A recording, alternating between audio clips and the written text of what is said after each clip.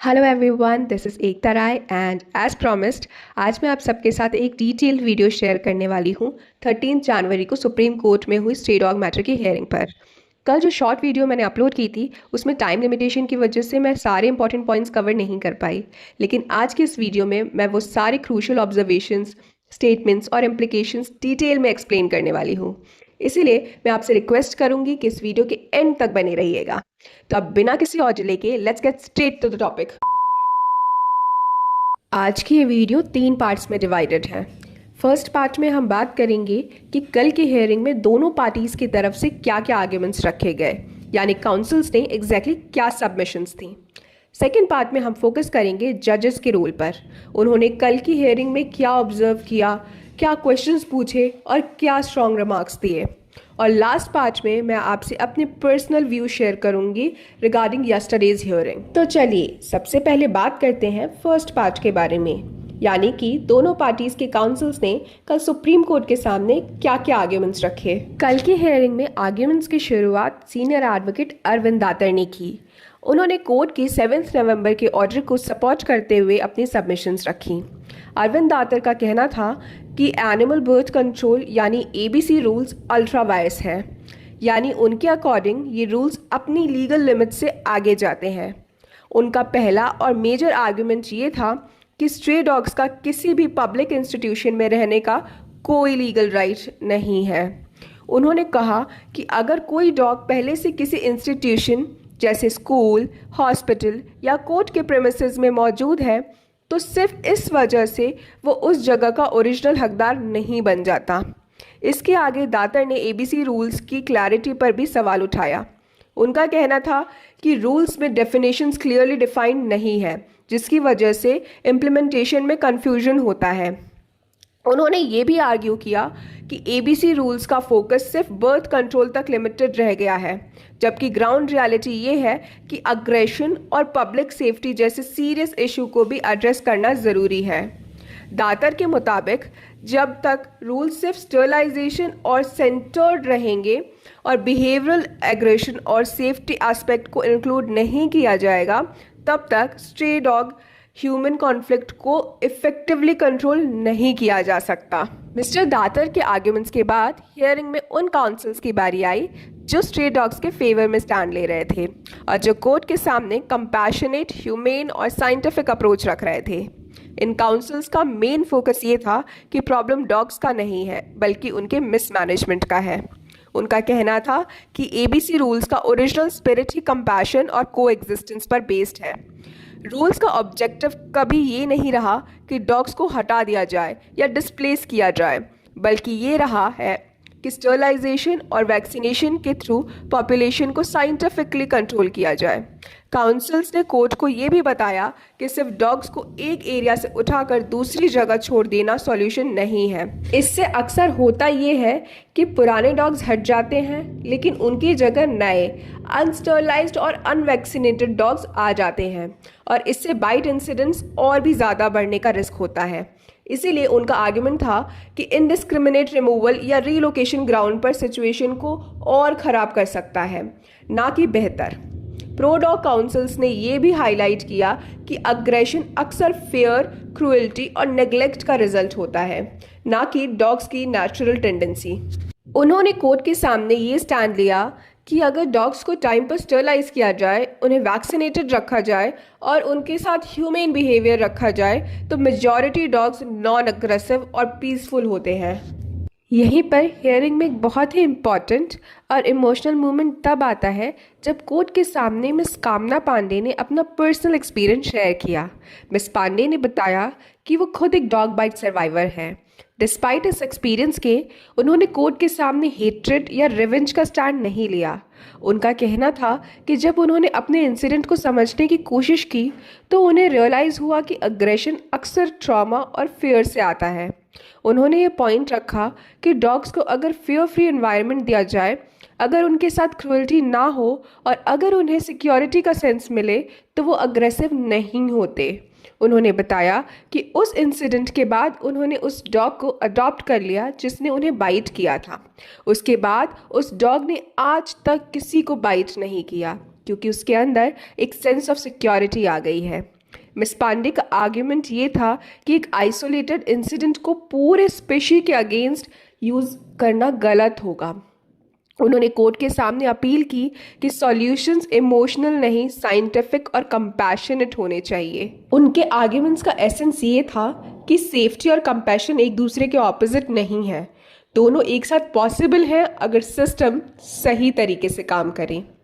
इसी पॉइंट के बाद से हियरिंग और ज़्यादा क्लियर डायरेक्शन में आगे बढ़ती है, जहां डिबेट डॉग वर्सेस ह्यूमन से निकलकर सिस्टम वर्सेस रिस्पॉन्सिबिलिटी पर आ जाती है। इसके बाद आते हैं सिंगर मोहित चौहान के काउंसिल। उन्होंने कहा कि करंट एबीसी रूल्स का core spirit compassionate management of dogs है और इसीलिए इंडिविजुअल डॉग फीडर्स को भी फॉर्मली रिकॉग्नाइज किया जाना चाहिए। काउंसिल का कहना था कि फीडर्स अथॉरिटीज़ के साथ मिलकर काम कर सकते हैं और अगर उन्हें क्लियर गाइडलाइंस और रिस्पॉन्सिबिलिटी दी जाए तो वो डॉग केयर, मॉनिटरिंग और सेफ्टी में एक पॉजिटिव रोल प्ले कर सकते हैं। उनका मेन पॉइंट ये था कि फीडर्स को प्रॉब्लम नहीं, सॉल्यूशन का हिस्सा बनाना चाहिए। और फिर आता है कल की हियरिंग में मेरा फेवरेट पार्ट, जब एडवोकेट पावनी शुक्ला ने कोर्ट के सामने एक बहुत ही स्ट्रॉन्ग और सेंसिटिव पर्सपेक्टिव रखा, जो ऑर्फन और वल्नरेबल स्ट्रीट चिल्ड्रन के राइट से जुड़ा हुआ था। एडवोकेट शुक्ला ने आर्ग्यू किया कि स्ट्रे डॉग्स होमलेस बच्चों के लिए लास्ट लाइन ऑफ डिफेंस होते हैं और अगर इन डॉग्स को स्ट्रीट से हटा दिया गया तो ये बच्चे एक बार फिर अबेंडन कर दिए जाएंगे। उनका कहना था कि ये बच्चे पहले ही घर से वंचित हैं और अगर इनके आसपास से स्ट्रे डॉग्स को भी हटा दिया गया तो ये बच्चे दोबारा ऑर्फन हो जाएंगे। उन्होंने कोर्ट को ये भी बताया कि स्ट्रीट चिल्ड्रन के लिए ये डॉग्स सिर्फ एनिमल्स नहीं बल्कि प्रोटेक्टर्स हैं। डॉग्स बार्क करते हैं, अलर्ट देते हैं और कई डॉक्यूमेंटेड मीडिया केसेस हैं जहां स्ट्रे डॉग्स ने बच्चों को अटैक से बचाया है। एडवोकेट शुक्ला ने एक बहुत इंपॉर्टेंट कंपैरिजन कोर्ट के सामने रखा। उन्होंने कहा, जब हम 20,000 करोड़ डॉग शेल्टर्स पर इन्वेस्ट करने की बात कर रहे हैं तो हमारे देश में आज भी हजारों बच्चे सड़कों पर रह रहे हैं। उनका आर्ग्यूमेंट ये था कि घर में रहने वाले बच्चों के राइट्स उन बच्चों के राइट्स से ज़्यादा इंपॉर्टेंट नहीं हो सकते जिनके पास रहने के लिए घर ही नहीं है। एडवोकेट शुक्ला ने मेडिकल और साइंटिफिक कंसर्न्स भी हाईलाइट किए।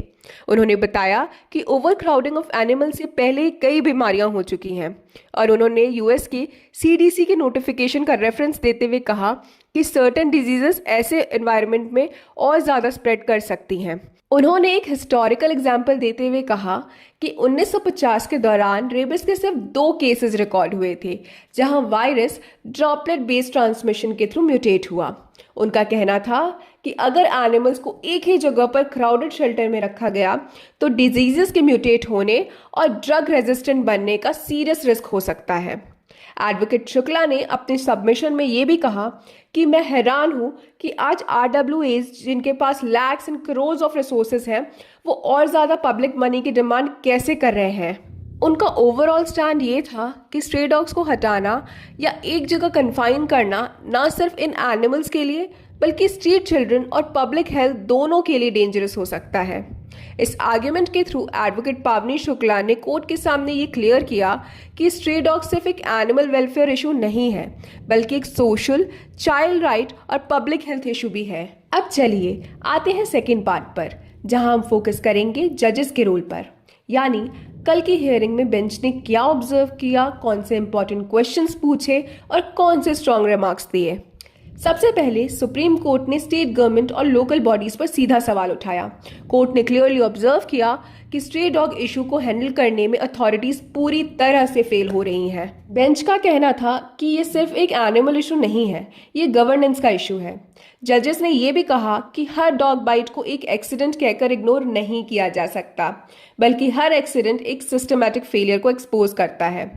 कोर्ट ने यह भी कहा कि पब्लिक सेफ्टी को इमोशंस या सेंटिमेंट्स के नाम पर कॉम्प्रोमाइज नहीं किया जा सकता, लेकिन साथ ही कोर्ट ने यह भी क्लियर किया कि ये केस डॉग्स के खिलाफ नहीं है और ना ही इनडिस्क्रिमिनेट रिमूवल या किलिंग का ऑर्डर है। इसका मतलब ये है कि जो लोग सुप्रीम कोर्ट का नाम लेकर डॉग्स के साथ क्रूएल्टी कर रहे हैं या उन्हें ज़बरदस्ती डिसलोकेट या रिमूव करने की कोशिश कर रहे हैं, आज की हियरिंग में उन सब के लिए सुप्रीम कोर्ट ने एक क्लियर मैसेज दिया है।